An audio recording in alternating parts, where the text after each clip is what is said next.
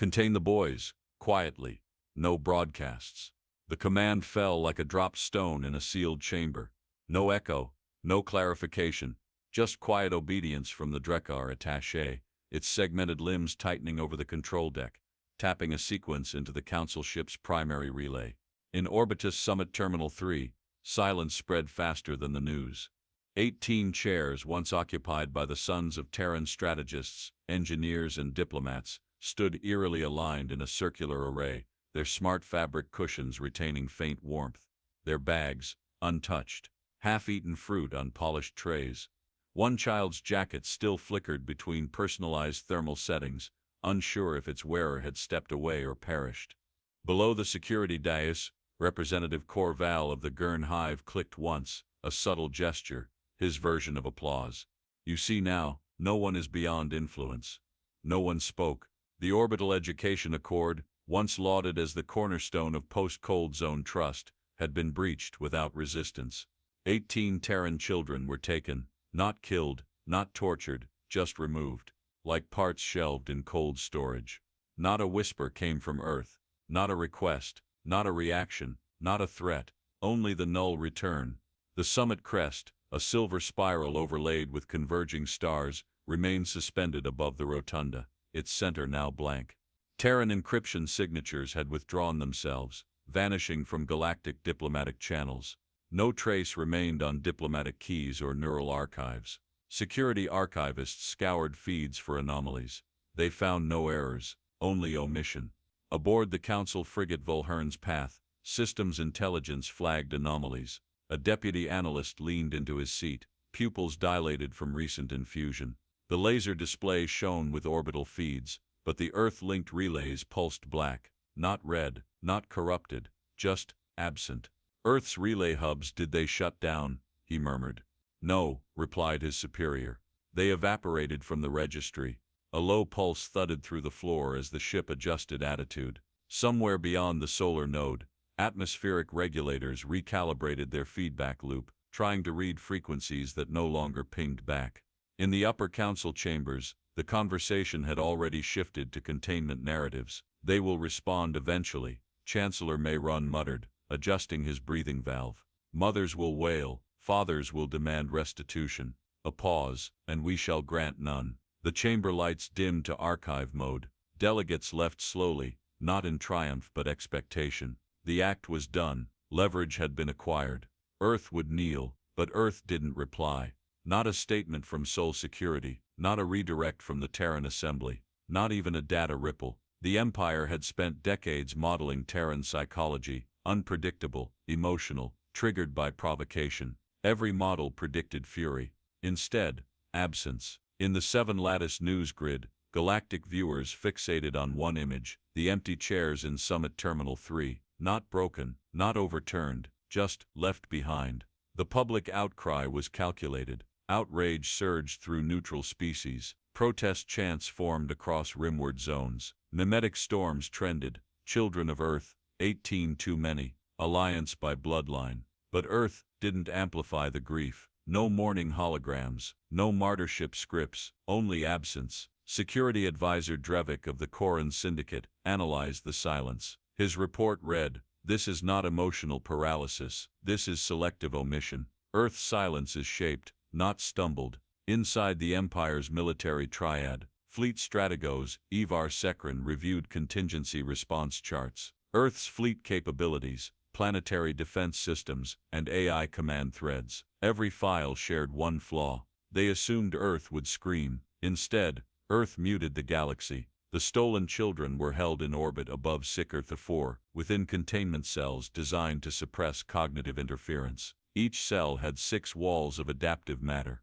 No feeds, no language input. Isolation chambers bred to dampen neural defiance. A child named Ronan Mesk lay flat, eyes closed. He was not panicking. He was counting, slowly. From the narrow groove beneath the chamber floor, he heard it, a triple pulse, not from his heart, not from external audio. A pattern. 16 paces beneath him, another child, the youngest, Kirtavan, tapped the wall in sync. It wasn't Morse, not musical, just rhythm. They were activating their minds, not in resistance, not in desperation, in pattern encoding. Directive Gauntline didn't require messages. It required the trigger. And this was the trigger. Above Earth, near the Moon's synchronous orbit, a weather satellite blinked its beacon for the final time. Then it folded in on itself, panels retracting, core turning opaque, and dove toward the thermosphere. Before impact, it disintegrated into coated microdust, binding to upper-layer data feeds and erasing itself from history. At that moment, the sublayer nodes across Kalanark, Belt Station Mirix, and the Syrian Comms Highway began reporting latency gaps, not interference, just removal. Syrian Defense Chief Galak stared at the hollowed response fields on his data wall. Earth nodes just opted out, he said. His adjutant, watching the same heads-up display, whispered, "They're not blocking, they're disappearing." He paused. They planned for this. In an observation cell back on Sikirtha 4, the attending warden noted a drop in entropy variance. Chamber 7, the one housing the boy named Duran Tice, had recalibrated its thermal equalizer without command input.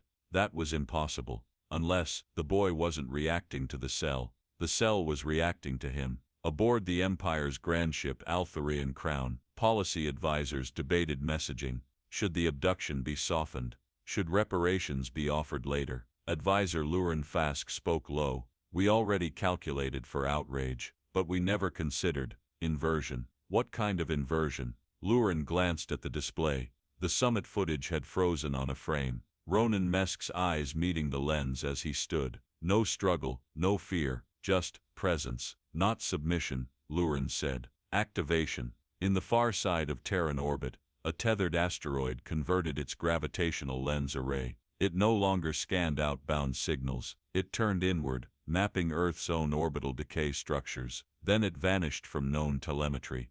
The act did not trigger alarms, because it was logged as having never existed. Across Empire-controlled territories, nothing had exploded, no blood spilled, no protests silenced, and yet, trade hubs flickered, navigation relays stalled, Terran-embedded energy matrices no longer synced with galactic standards. Diplomatic liaisons tried contacting Earth's UN proxies. They received only one response, a timestamp, 4 hours 12 minutes and 24 seconds, UTC. The same moment all Terran node signatures began collapsing. Not an hour later, not a day, not after morning, but exactly 12 seconds after the last child's biometric thread faded from Earth's guardian lattice. The Empire had not captured children. They had activated ghosts, encoded signals wrapped in flesh.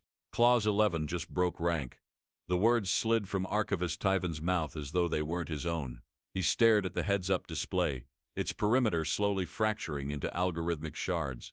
The treaty seal once stamped over Trade Conduit 9, flickered, lines fraying like dried parchment under acidic rain. Beside him, Jurist Heck stirred in his magnetic perch, claw tips drumming the baseplate with uneven rhythm. Clause 11 is buried in agricultural parity statutes, he rasped. How does parity sabotage a comms relay? Tyvan didn't blink. It's not the content, it's the tether. He gestured toward the screen, where a signature string had just untethered from the central legal matrix. The legal codex glowed once, then shed itself, as though sloughing dead skin.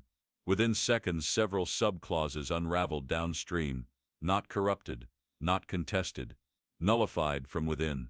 On Council Station Kelvarin 5, the Chamber of Compliance initiated standard treaty audits.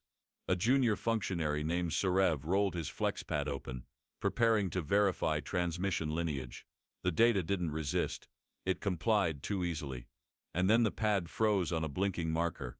Clause 3, Bilateral Transit Assurance Terra, Morvan Accord. It pulsed once, then disintegrated. Sarev frowned. This clause was ratified in 2671. It should be. The pad snapped itself shut, auto-wipe engaged. Smoke curled from its sides, but not from heat. From memory clash. He dropped it, heart thudding as internal vents hissed and the audit bench sealed shut. Back on the main orbital core, Stradego's Merrill Drake stood before a sealed council archive. "Show me Clause 1, he said quietly. The central display obeyed, threads of gold unfolding over the polished obsidian screen. The clause read, "Should Terran biological data be acquired through unratified non-diplomatic channels during peace summits, or under the flag of ceasefire, all secondary infrastructure born of Terran code shall be subject to immediate revocation under pre-codified mutual disengagement doctrine, signed and upheld by the Interstellar Council of 12. No encryption, no threat, just a clause, signed by all 12 species centuries ago, when Earth was still under review for Council entry. A clause buried beneath hundreds of irrelevant legal annexes, now live, and irreversible. Councillor Brenvac slowly lowered his mandibles, eyes fixed on the line of cascading treaty sigils crumbling in sequence. They hid their strategy inside our own structure, he murmured. Councillor Eric Talon, normally unshaken, reached for the rail. Not hidden, pre-approved. We signed this. The legal seals were not breached. They were obeying. Directive Gauntline hadn't invaded the Council. It had awakened inside its bones. In the Polarian Core Network, the largest sublight navigation nexus in 3 quadrants, primary control servers blinked out one by one. No overload, no breach, just treaty logic activating like a countdown. Clause 7, Trade Node Dependencies, co-signed by Earth, Irol, and the Vask 9 Concord. When Earth's co-signature collapsed, the remaining 2 defaulted, and with no legal tether, subnodes ceased to exist. Pilots aboard freighter Marrowfold watched in horror as their nav path rerouted into blind loops. Course corrections failed. Spatial anchors no longer verified system identities. Reboot vector alignment, barked the shipmaster. We can't, the stellar anchors just aren't there anymore. Within moments, 3 other civilian vessels vanished into the drift. Council's Defense Bureau logged the incidents as navigation anomalies, but the patterns whispered intent. In the chamber of Lord Auditor Prior Jovan, the oldest treaty sigils in existence trembled. Each was locked behind quantum-sealed covenant chains, supposedly uneditable, until now. One chain burst, then 2 more. Treaty seals cracked not from pressure, but release. They had been dormant locks, waiting, not for war, for condition, and the condition was the abduction. Far beneath Earth's equatorial trench, a subterranean registry lit up, an amber glow bleeding through rock and old alloy. It did not alert anyone. It simply finalized an observation. Clause 18 met. Above ground, data archives collapsed their own ladders. Sentient archive spiders folded their limbs and shut down, not because of failure, but because their watch was complete. At the Interstellar Council's primary tribunal hall, Councillor Dracoff, one of the oldest among the seated members, breathed in through scaled gills and whispered, Clause 19 has time-stamped itself. Heads turned. 19. That clause was never meant to be invoked, muttered Representative Thurin. It's a historical fail-safe. It is now active. Laser plasma displays throughout the chamber blinked, flooding with antique codex overlays. The light turned burnt orange, a hue reserved for only one designation, immutable activation. Then the clause revealed itself fully. In the event of hostile engagement against Terran progeny, during multilateral summit conditions, Earth shall be permitted unilateral disengagement and systemic nullification of dependent systems, contributed post-2683, without negotiation or reversal. The room fell into stunned paralysis. Not sabotage, not terrorism, legal enforcement. Farther down the galactic ladder, on the core-tied refinery station Glyn Arc 9, the hydro displacers halted.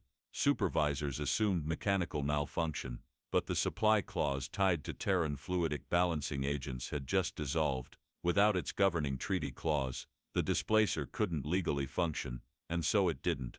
Backup systems attempted reroute, but every alternative path referenced at least one earthbound clause. All dead. Empire High, Legate Karn Vel, stood atop the obsidian dais of his war council, watching legal collapses stream across the feed.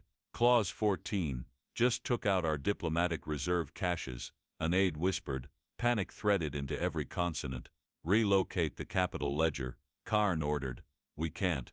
The fallback clause on planetary movement infrastructure was tied to the Eularian Pact, also Terran-backed. It's burning through everything. Vel turned slowly toward his strategist. You're telling me they built an empire-sized trap through paperwork? No, I'm telling you we signed it with them. Vel's breath shook, not from fear but recognition. Gauntline wasn't a weapon, he muttered. It was a consent form. The Council finally reached quorum to discuss countermeasures, but each motion was stalled by procedural review. Why? Because Earth hadn't violated the treaties, they had exercised them, and every counter-motion triggered its own clause recursion, legal fail-safes designed to penalize opposition for obstructing protocol activation. Earth's silence wasn't absence, it was deliberation. Directive Gauntline did not start with violence, it started with agreements. And now the galaxy had agreed, clause by clause, to vanish its own structure. A final signal echoed through the legal oversight relay, a burst of light, not white, cerulean. Clause 20 was acknowledged, though not understood. It read simply, upon full compliance of Gauntline initiation, sovereignty is no longer a matter of vote, it is a matter of function, and with that, the Council's power was not destroyed, it was rendered irrelevant. Why is the command echo looping back? The technician's knuckles whitened as his gloves gripped the edge of the console. Before him, a heads-up interface cycled through thousands of diagnostic checks, each returning the same silent symbol: system null. He reached to pause the process, but the controls no longer responded to his neural prompts. They stuttered, flickered, then displayed commands he hadn't issued. In the black ring control tower above ARC-77 relay station, the rotational sequence guiding 8 surrounding star lanes dissolved without alarm. Each signal node detached from its assigned coordinate, floating freely within gravitational tug without transmitting reassignments. The Empire's neural fleet lattice expected confirmation codes to relay between capital waypoints. What it received instead were mirrored orders, reflected instructions it had just issued seconds before, each flagged as hostile impersonation. Aboard the patrol frigate Dren 6, navigational AI initialized fail-safe shutdown protocols. The bridge dimmed, the forward viewport, previously filled with route schematics, began to blur as the relay beacon ahead became unreadable, not hidden, just unknown. The captain leaned forward. This isn't jamming.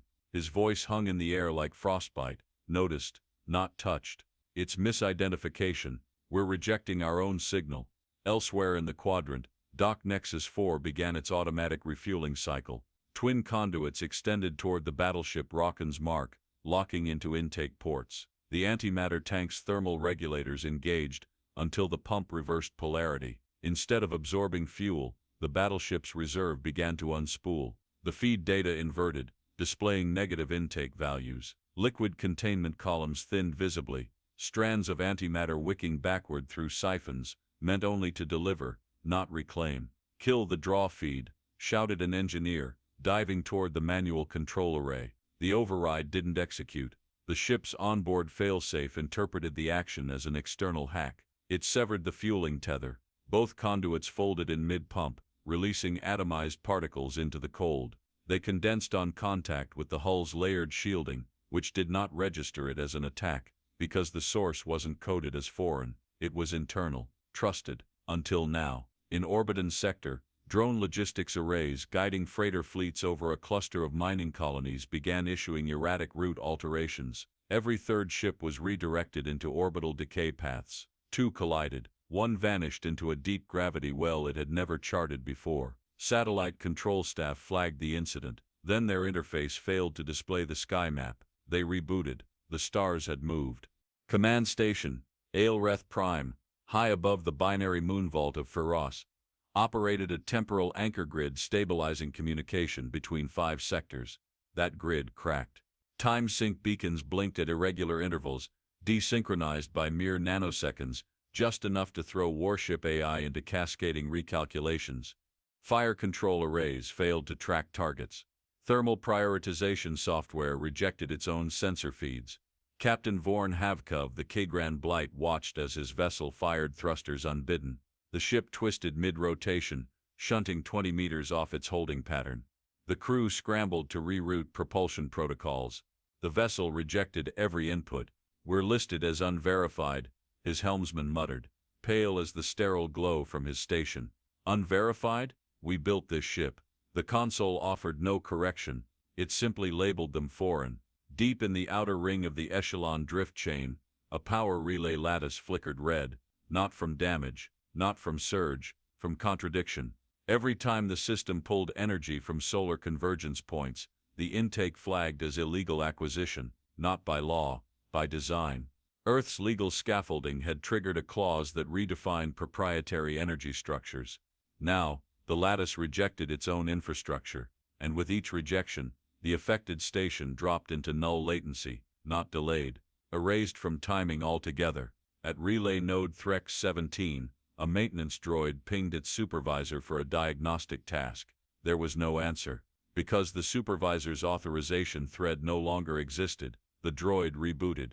Its directives failed checksum. Unable to validate command, it defaulted to dormant state, coiling into a fetal configuration, and locking its servos, one by one, across 17 support nodes. Autonomous support units followed. Silence crept into the systems, not from fear or violence, but from loss of certainty. Inside the war room aboard the Voron-class dreadnought Hallex Thorn, a heads-up wall projected visual overlays of galactic transit chains. Entire sectors turned black, not from censorship, but because their identities no longer resolved. Fleet Marshal Jarek Draven stood still, listening to the status reports tumble in like disconnected organs. Every system spoke in contradictions. AI is initiating verification purge across command modules. Defense beacons are now quarantining capital vessels. Our orbital depots think we're pirates. He didn't respond. He couldn't. He turned instead toward the Admiralty seal on the wall, a symbol etched into generations of memory.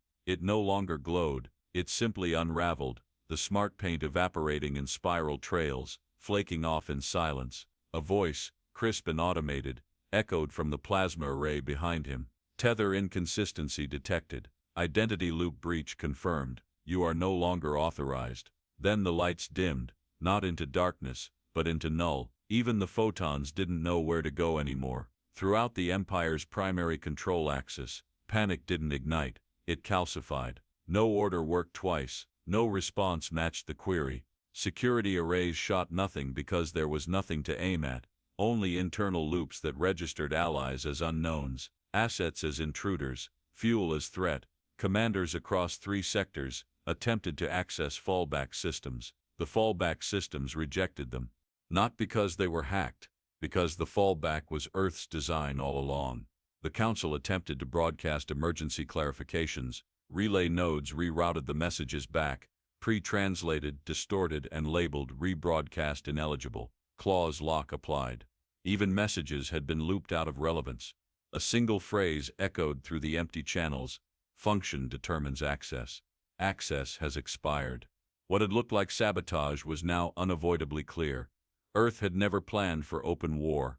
It had planted a silent logic across every system it touched, binding treaties, co-signature threads, proprietary software clauses, and now, without raising a single weapon, the first layer of the Empire's infrastructure had turned against itself. No alarms, no missiles, no invasion. Just structures forgetting who built them, and forgetting they began to collapse. They're not whispering, they're synchronizing. Warden Drank Solvier stopped mid-step, turning toward the soundproof observation pane of Sector 16. Behind the one-way shield, the Terran detainees were seated, posture loose, eyes forward, hands idle. Not one flinched. Not one asked when they'd be released. It had been 8 cycles since their arrival. Not a single breakdown, not even a raised voice. One boy, the oldest, based on bone density scans, tapped a knuckle against his bunk post. Twice, then paused, then once more. At first Solvier assumed it was a tick, then he noticed the boy in cell 7 mirrored the pattern 3 seconds later, adjusting by 1 tap. Echo, delay, variation. It wasn't anxiety, it was structure. He crossed the command bridge and waved his hand across the heads-up interface. The room dimmed as the internal thermal mapping overlay came online. Cell activity highlighted heat signatures, muscle tension, breath rhythms. The Terran cells remained eerily uniform. No tremors, no pacing. Just breath cycles, measured, rhythmic, nearly identical. Security layer alpha, he instructed. Voice low. The lights dimmed further. Vent grates shimmered with micro-vibration trails, recorded in ultraviolet. From the walls, pulses too subtle for noise filters. A song without melody. The kind that moved beneath language. We've contained insurgents, we've broken warlords, Solvier said, more to himself than to the guard beside him. Why do children know to mask their stress signatures? The guard, a younger Xerillian named Fesh, flicked his tongue but didn't respond. His eyes lingered too long on cell 11. Inside, Durantis was sitting backward on his chair, his fingers resting gently on the edge of the table. One fingertip tapped once every 13 seconds. Always 13. Solvier narrowed his gaze. Replay that. Last 3 hours. The feed blinked. The boy hadn't moved his feet, hadn't drunk the ration water, just tapped. 13-second intervals, consistent to the microframe. Solvier's mouth dried. He knew muscle fatigue. Children couldn't maintain repetition that long without twitching. These weren't prisoners, they were mechanisms waiting for stage 2. Below the command sector, a sealed subdeck hosted the physical ID tracking room. Each prisoner wore a biosignal chip implanted beneath the clavicle, standard for tracking vitals and psychological shifts. The system was designed to detect cardiac spikes, adrenaline surges, fear responses. The Earth-born boys registered none. Instead, the ID nodes began to blink, not from stress but alignment. Glowing, coordinated pulses radiated from each tag. One blinked blue, another green, then white. Then the pattern reversed. The system flagged the lights as decorative anomalies, not threat-coded. But the technician on duty, an old Tivar named Hearn, stared at the blinking and muttered, "That's not random." He checked the diagnostic scripts. There was no interference, no environmental trigger. The boys were programming each other using their own biosignals. In cell 3, Ronan Mesk leaned forward and pressed his palm flat against the floor tile. It felt colder than usual, not by temperature, but by weight. The tile beneath him wasn't original. It was slightly denser, less porous, meant to hide something.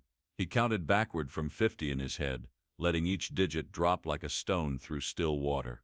Then he flexed his foot and scraped the floor 3 times. Across the corridor, Kier Tavin tilted his head, then exhaled twice, softly, into the vent. The resulting echo returned distorted, longer than expected.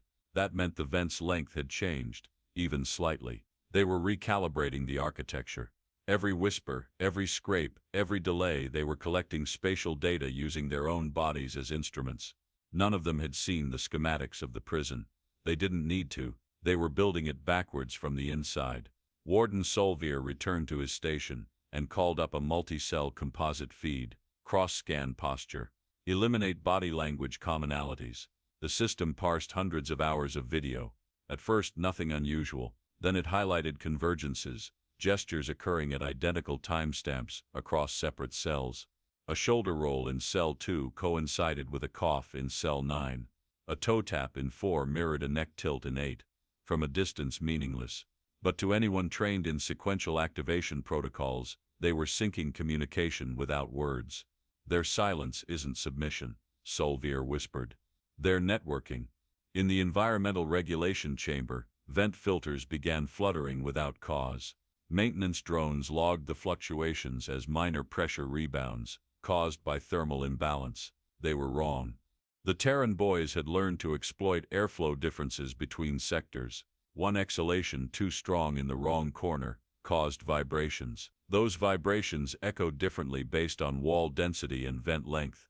Kier had discovered how to whistle through his teeth while appearing to breathe normally. When amplified by the vent mesh, the signal could be interpreted if you knew what tone represented what sector. They weren't isolated. They were node-linked. Meanwhile, in Observation Bay 2, Fesh watched a boy named Laurent Vasque draw patterns on the misted glass with a fingertip. Circles inside circles, then a diagonal slash, then a reset. "Why's he drawing?" Fesh asked. "Fog forms from breath," Solvier answered. "He's not drawing, he's timing." He leaned in. "They're mapping the air turnover intervals, tracking how fast their cells recycle oxygen. That gives them perimeter measurement, chamber volume, duct velocity." Fesh took a step back. "These kids," he said slowly, "aren't scared." "No," Solvier replied. "They were meant to be here." Down in cell 12, Deron stood up. He walked to the far corner, placed his right palm on the wall, and waited. 7 seconds later, the vent above his head hissed. It had never done that before, because it had been dormant, until now. The chip in his chest glowed, faint yellow blinking once, then twice. The same frequency recorded in the biosignal room.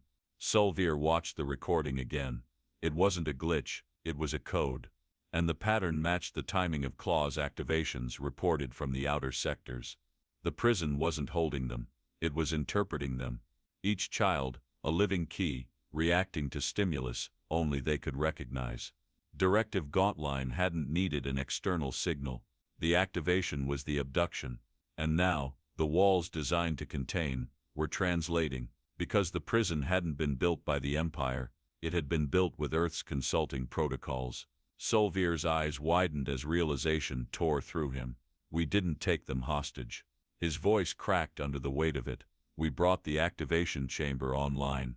The chamber was still. Counselor Hezer raised an imperceptible hand, the small movement a symbol of absolute control. The others, seated in their high-backed thrones, stiffened as though waiting for a gust of wind to knock them over.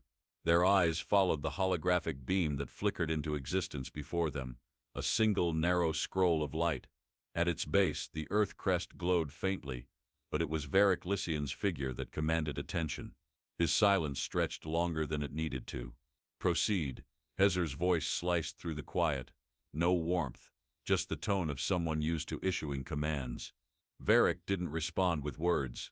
He let his fingers hover over the plasma console before him, casting the final seal into place. The transmission began.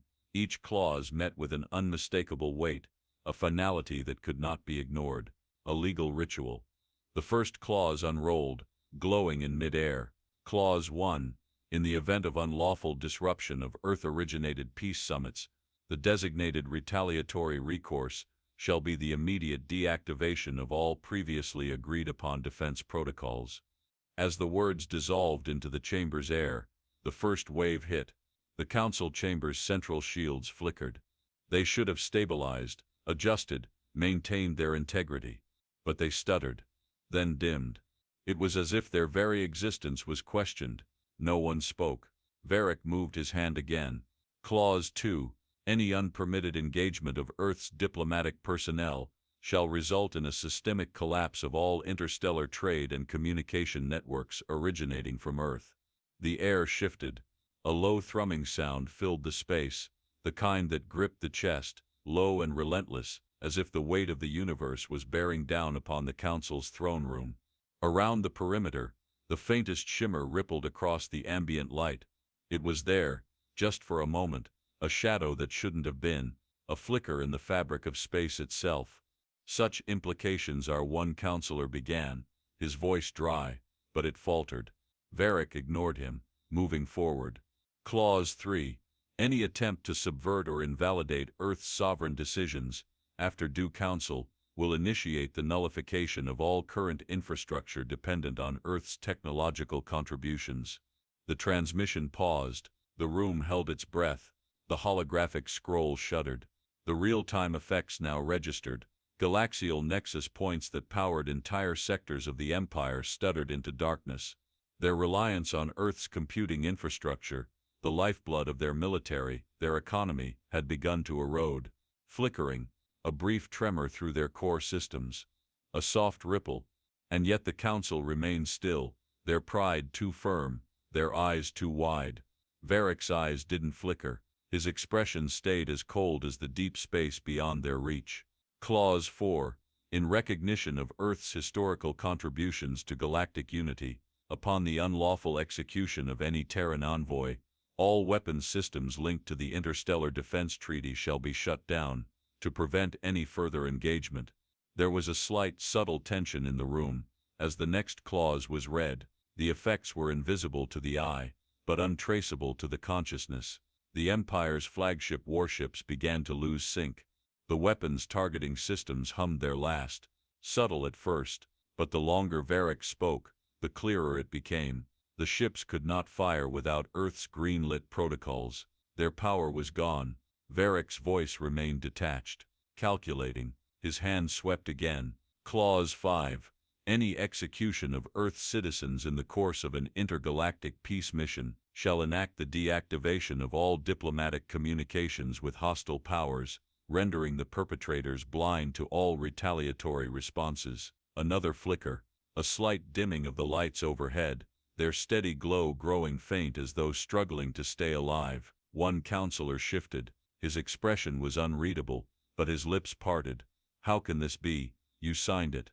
Varric's voice was the quietest it had been all evening, but it carried with an overwhelming weight.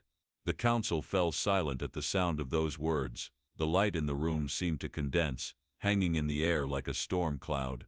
Clause 6.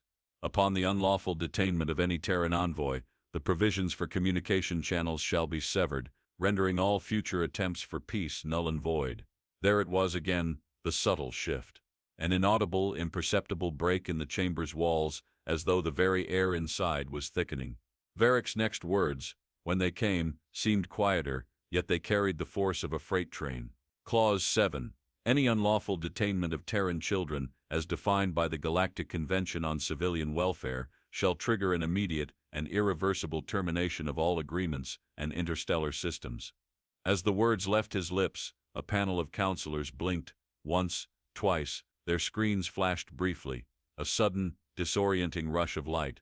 Something was wrong. Another wave, another tremor. And then, almost imperceptible but impossible to ignore, the seal of the Galactic Council, the one that had rested confidently on the dais for centuries, cracked down the center. It wasn't a sharp break. It wasn't even a sudden crack. It was a slow, deliberate fracture. Like the cleaving of an ancient relic, faint lines of distortion spread through the holographic seal before it disappeared entirely. Varric's eyes caught the slightest movement, a ripple across the holographic representation of the Council's insignia, a subtle distortion. The first visual signal of the collapse. He didn't flinch. He didn't pause. Clause 8. Any breach of these provisions, including but not limited to the breach of clauses 1 through 7, will result in immediate legal dissolution of all military presence within Earth-originated systems. At that, the final reverberation echoed through the room. The signature systems powering the Council's primary fleet, the very core of its domination, flickered and began to fail. The soldiers inside their own ships did not know how to respond. Communications between the flagship and the fleet were dead, reverted, incomplete. Systems designed for control no longer answered their commanders. Varric stepped closer to the panel, his figure highlighted by the still active dying glow of the broken seal. "You signed this." The final clause hung in the air like an ancient weight, settling with purpose. The council remained motionless. With that single, concise ending, the entire room shifted. The faces that had once looked at Varric with amused contempt, now locked in disbelief. Panic started to creep in. Only now did it become clear, this was no negotiation, this was a sentence, a binding statement. Their control was gone, and it had never really been theirs to begin with. Channel lagged by 4/10. Let it flutter. Malin Drass mouthed the numbers in silence, his tongue barely moving. The guard outside his cell wouldn't notice the vibration sequence inside the recycled air duct, not unless he had been trained to track harmonic feedback. Malin had learned to exploit atmospheric timing at age 9. With one palm pressed flat against the wall, he leaned into the vibration, nudging his breath in uneven intervals. To most, the sound would register as structural fatigue. But to anyone monitoring the relay tower above Centauri Prime, it was a sync beacon. Inside the communications hub, a cascading mismatch bloomed across 15 input-output nodes, all traced to latency deviations that mimicked natural erosion. In under 7 minutes, all planetary signals routed through Earth-aligned cadence stacks began to reverse. Not scramble, invert. Messages arrived before they were sent. Alerts were buried under their own timestamps. Drass smiled, wiped the condensation from the wall, and sat down like nothing had changed. Torvin Silt ran a fingernail along the inside seam of his uniform collar. The fabric had been replicated to fit Council standard issue, his own discarded suit smoldering in a waste funnel 3 decks below. A single patch borrowed from a careless officer during routine inspections hung on his chest like a trophy. He entered the log room without hesitation. His gait mirrored the shift leads 2 steps wide, favoring the left foot. He even borrowed the slight tilt of the head when nodding at scanners.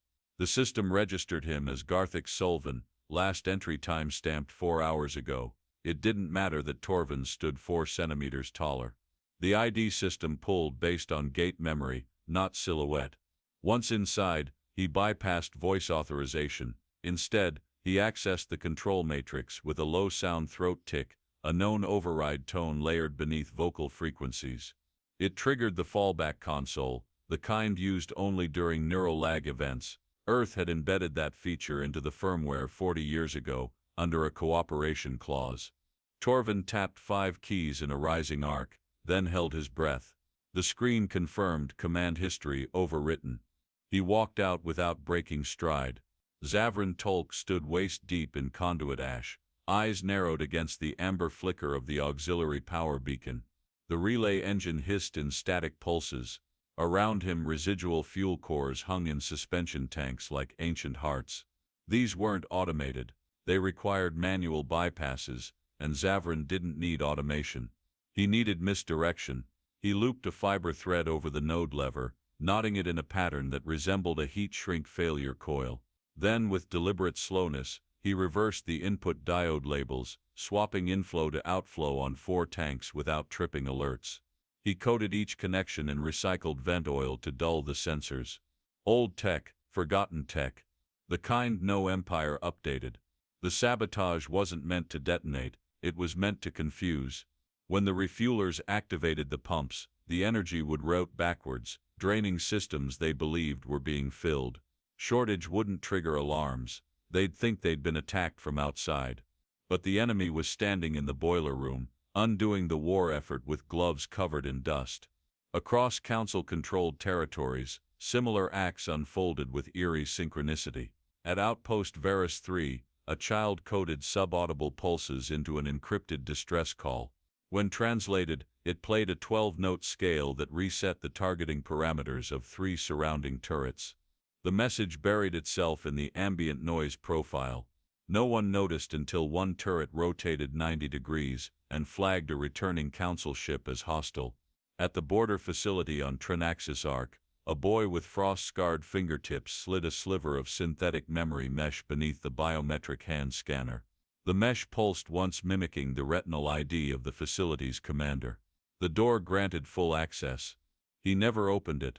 The purpose wasn't entry. It was permission propagation. Within 3 hours, the entire security protocol registered every Terran detainee as station crew. The prison became a dormitory.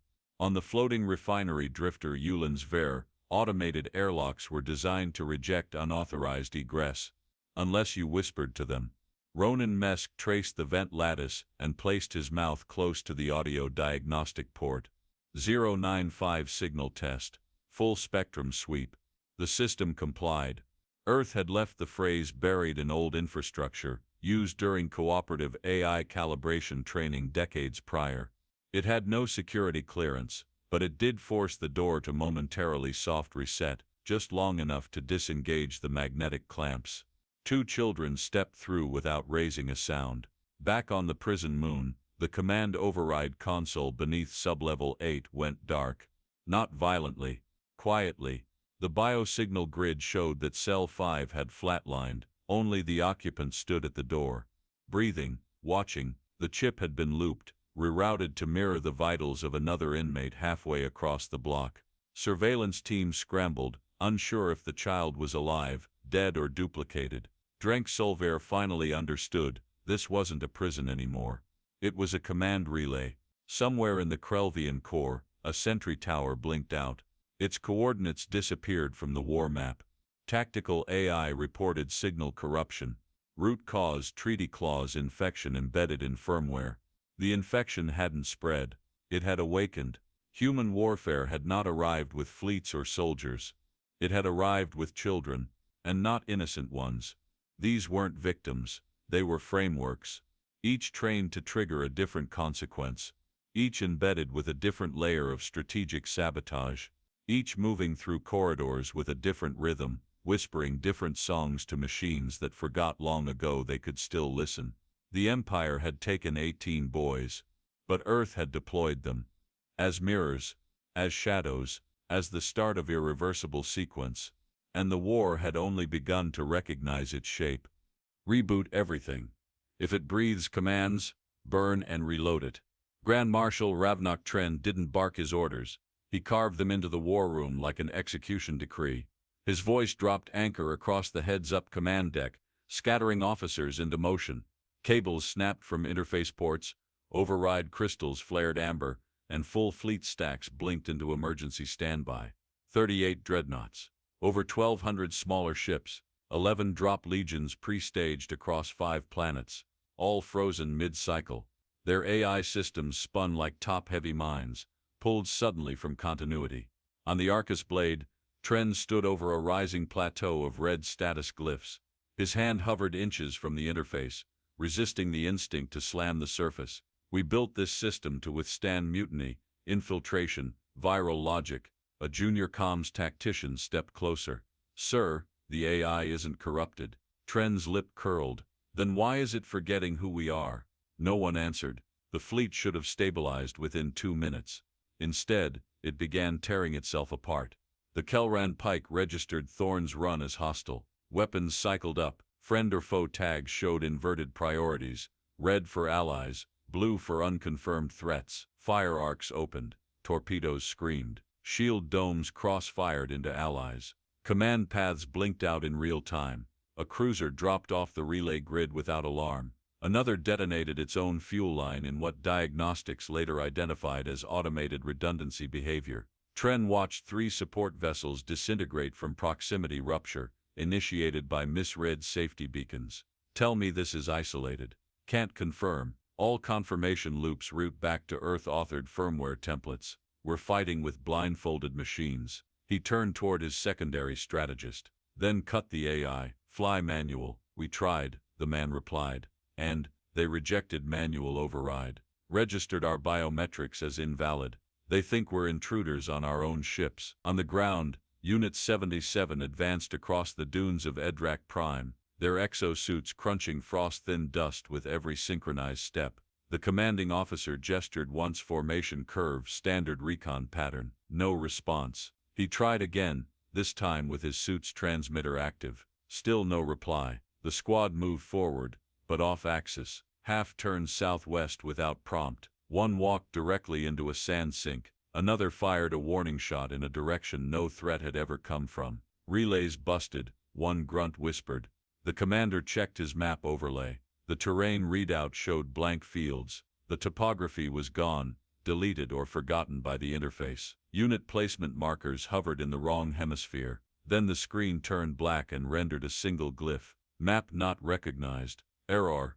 Object exists without context. He looked up. His entire squad had vanished beyond the next ridge. They never reappeared.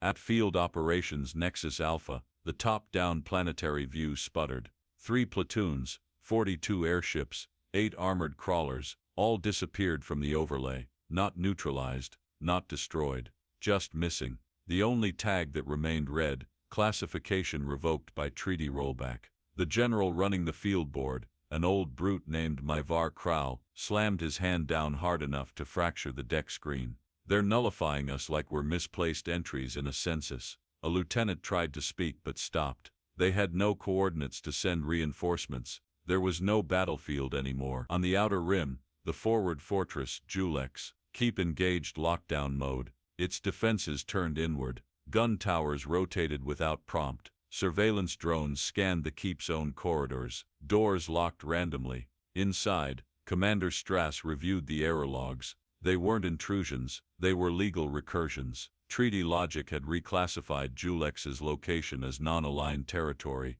due to failed clause inheritance. The fortress wasn't under attack. It had been voted out of the Empire, by the Empire's own signature. Tren paced the central war room again. He hadn't slept. His knuckles were stained with interface ink. Sweat crusted the collar of his uniform like cracked salt on old iron. His voice had lowered, not from fatigue, but fury sharpened by failure. We're not being defeated, he said.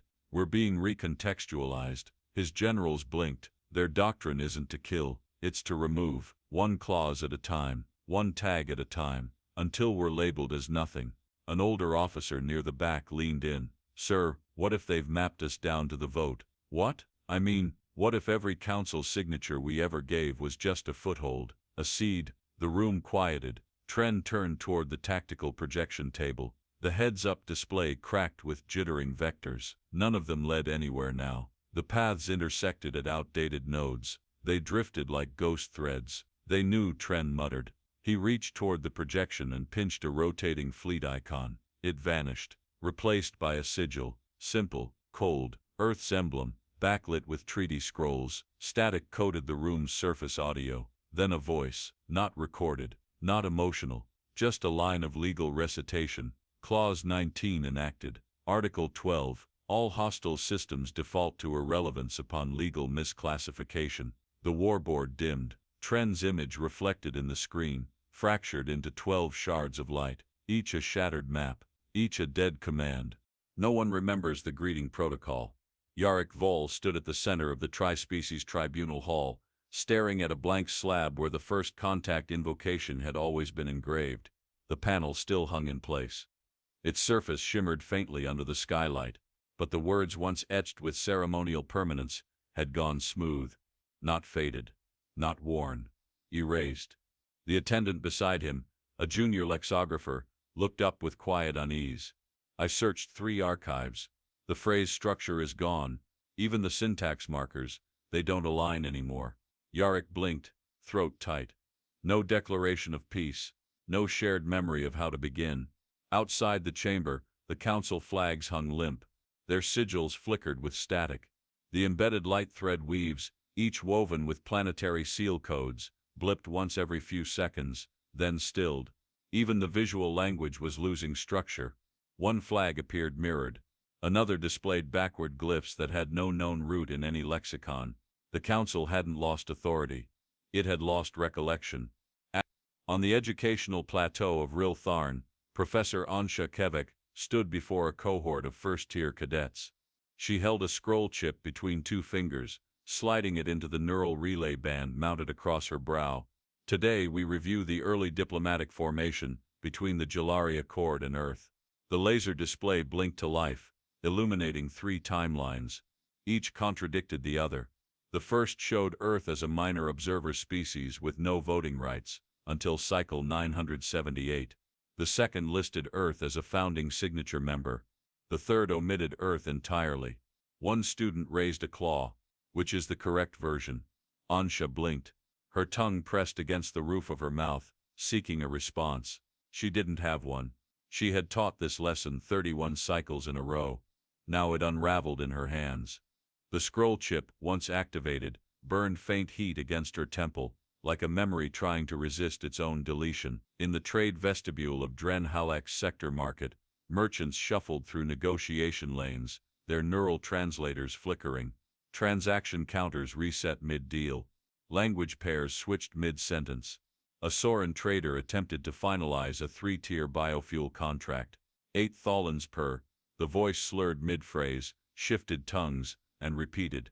Crate null. Language not available. The buyer stepped back. I heard that same deal stated 2 days ago, he muttered.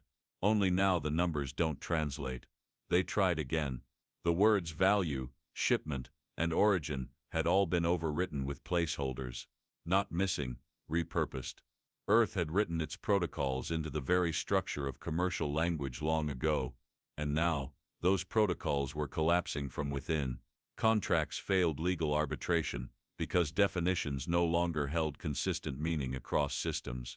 One by one, trade terms reverted to pre-standard glyphs, incomprehensible without Terran context.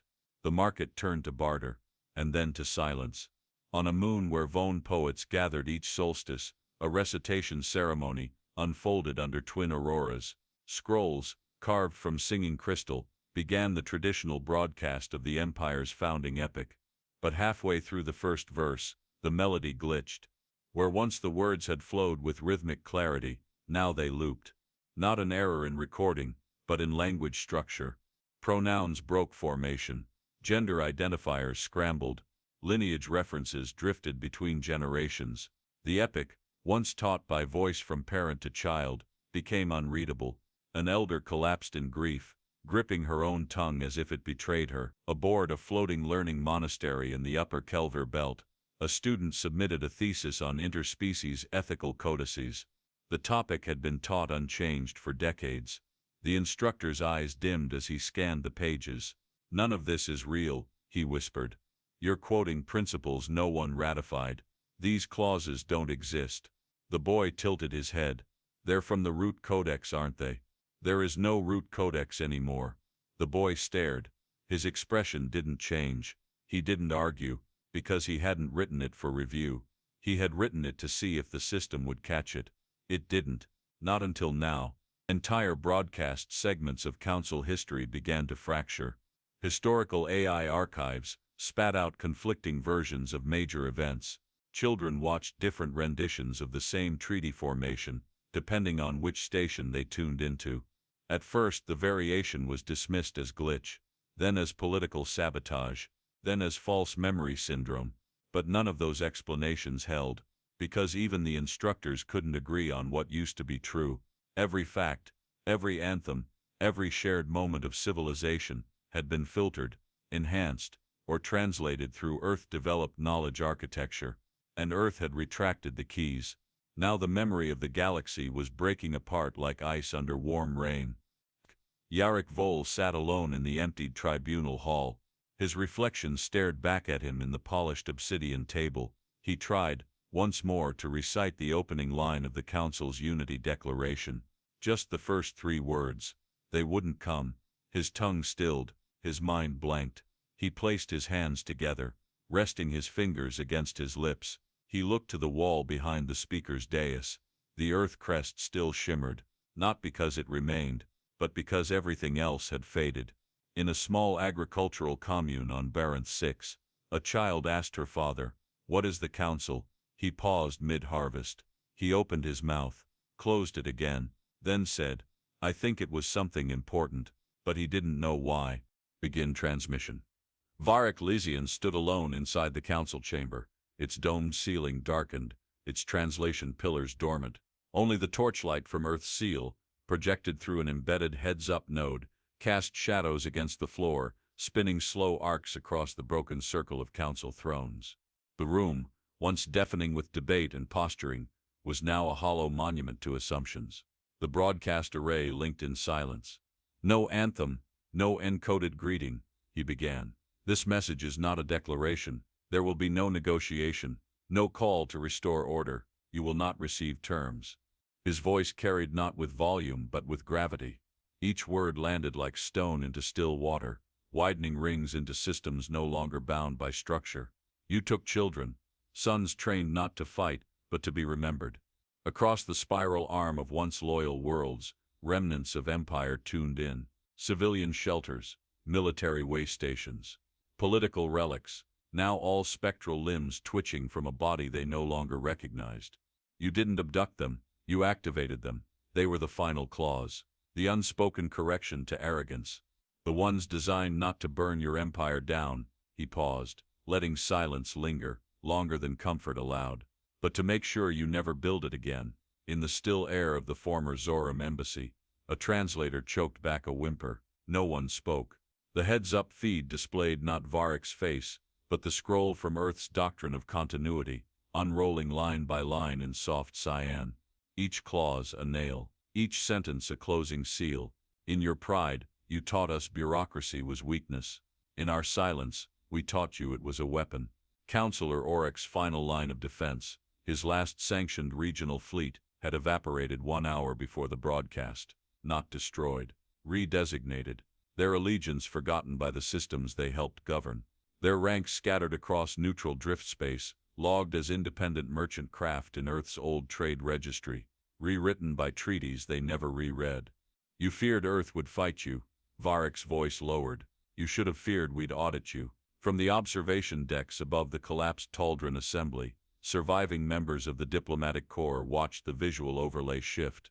The Council's emblem, an image once carved into orbiting monuments, now appeared flat, colorless, flickering between glyphs no one remembered authorizing.